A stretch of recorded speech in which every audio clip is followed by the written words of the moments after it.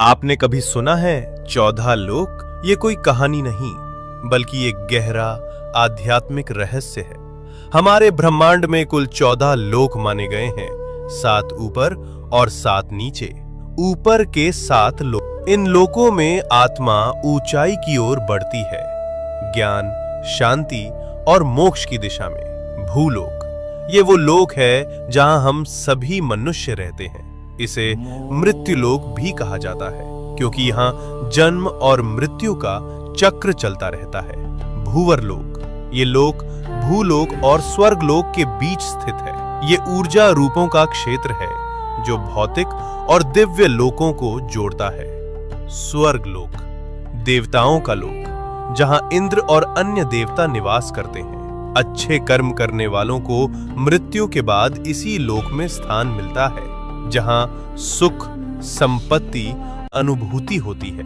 महरलोक, ये दिव्य ऋषियों, तपस्वियों और महान आत्माओं का निवास स्थान है जहां वशिष्ठ और विश्वामित्र जैसे महान ऋषि तपस्या करते हैं। जनलोक, इस लोक में वे आत्माएं निवास करती हैं जिन्होंने ज्ञान और ध्यान में परम सिद्धि प्राप्त की होती है।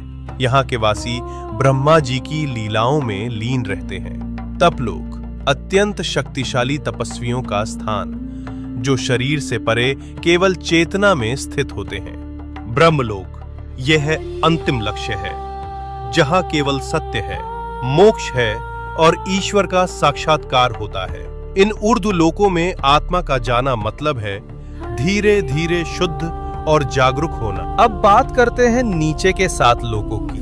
यहाँ भोग, मोह और भ्रम ज्यादा होता है। अतल लोक, राक्षसों और मायावी शक्तियों का घर। वितल लोक, जहाँ कामनाएं और भोग हावी रहते हैं। सुतल लोक, राजा बलि का लोक। वे दानवीर थे लेकिन उनमें अहंकार भी था। रसातल लोक, जहाँ भ्रम, लालच और अज्ञान का घना अंधेरा है। तालातल लोक, छल, धोखा और झूठ से भरा हुआ लोक। महातल लोक, जहां अंधकार और अहंकार का बोलबाला है। पाताल लोक, सबसे नीचे का लोक, तामसिक ऊर्जा और इच्छाओं का केंद्र। लेकिन इन सब का मतलब सिर्फ बाहरी दुनिया नहीं है। ये 7 लोक हमारे भीतर की नकारात्मक सोच और कमजोरियों का प्रतीक हैं।